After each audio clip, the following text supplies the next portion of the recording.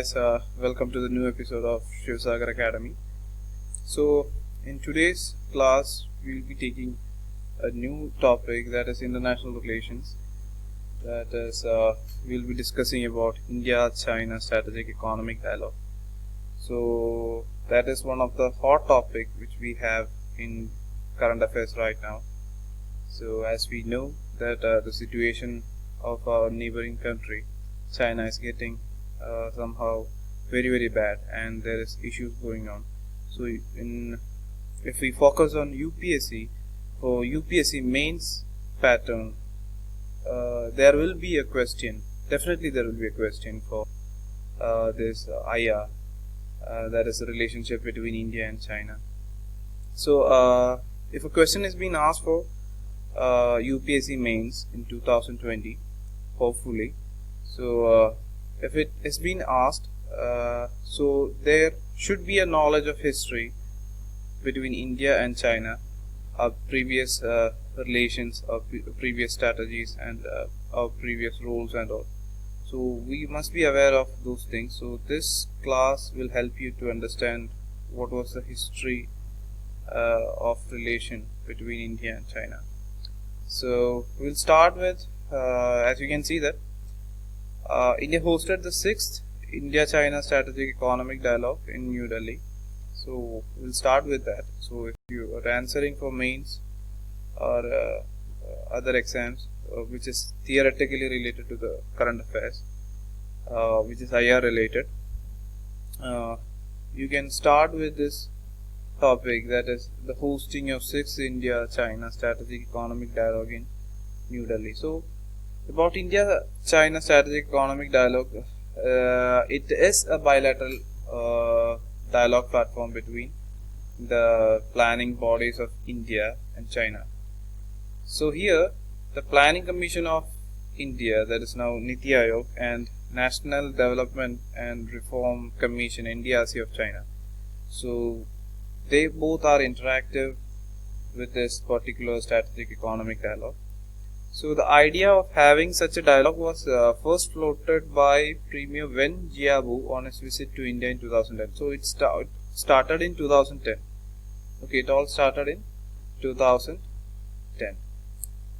And moving to other topics, so we do have other such India-China economic commercial platforms, that is Joint Economic Group led by commerce ministers of both sides, and we have this Development Research Center dialogue and financial dialogue led by the Secretary of Department of Economic Affairs of India and Vice Minister and Ministry of Finance of China. So moving on to the topic, we have this India-China economic relations. As I started saying that we must have a knowledge on history of India-China relationship. So it started in 1984. India-China entered into a trade agreement which provided them with the status of most favored nation. So remember, in 1984, India and China entered into a trade agreement which provided them with the status of most favored nation. And moving on, we have much more information on China. China is India's second largest trading partner, whereas the first is the US, and whereas India is within the top 10 of India's trading partner. So remember, China is India's second largest trading partner and US is the first one. So the next information is that India has a trade deficit of 51.11 billion US dollars with China. So that is what we are having. As I have already said that it is the second largest trading partner. So talking about the imports from China, so electrical machineries and power equipment, fertilizers, these are the imports from China. So coming to the export side, as we can see that resource based items such as iron ore and cotton are the export side. So next is that So we can add this information to the mains process or whatever this what we call as international relationship or international relations with other countries. So it will be much helpful in UPSC mains part, and also if someone needs a knowledge in this IR between India and China, this history will definitely be a helpful piece of information. So moving on to the next information we have is a second India-China informal summit. The second informal summit between India and China took place in Mamallapuram, Tamil Nadu. So that was a great news in newspapers, as you all know. So key takeaways of Mamallapuram summit is that establishing a high-level economic and trade dialogue mechanism.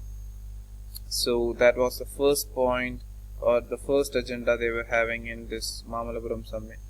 Mamallapuram is in Tamil Nadu. So the year 2020 will be designated as the year of India-China culture and the people-to-people exchanges.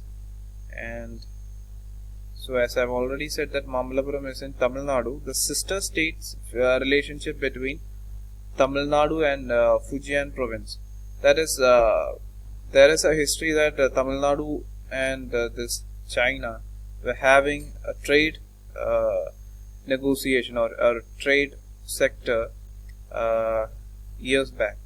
So that is why this Mamallapuram summit has been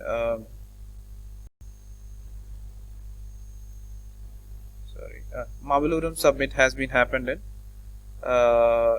this India-China summit has been happened in Mamallapuram. So this sister state relationship between China and Fujian province information provides that the old trade practice was there between India and China. So China connect to manage differences in such a way that they would not allow difference on any issues to become disputes.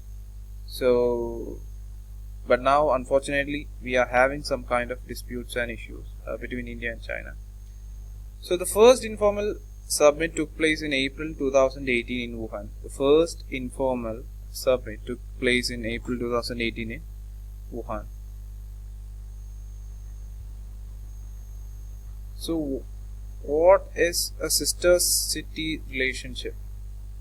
So moving on, sister cities or twin towns are a form of legal or social agreement between towns, cities, countries, states, etc. and geographical and politically distinct areas to promote culture and commercial rights. So this will be helpful in MCQs in UPSC and other exams. So what is meant by a sister city would help you much to crack the exams. If a question has been asked, you can score in that particular question.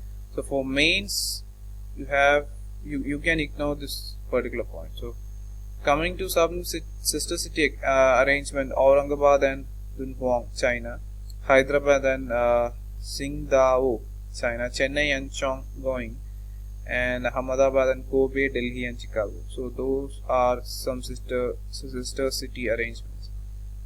So we have another issue also, border disputes in Arunachal Pradesh. So India shares a 1,140 kilometer long boundary with China in eastern sector. So we are sharing a border of 1,140 kilometer long boundary with China in eastern sector, and it runs from eastern limit of Bhutan to tri-junction of Tibet, India and Myanmar. So this particular boundary line is called as McMahon line. It runs eastern limit of Bhutan to tri-junction of Tibet, India and Myanmar. So next, this particular boundary line is known as McMahon line. So however, China considers this McMahon line is illegal and unacceptable. So claims Arunachal Pradesh to be the part of South Tibet or Tibet Autonomous Region. So that is their claim. So they are claiming that this McMahon line is illegal.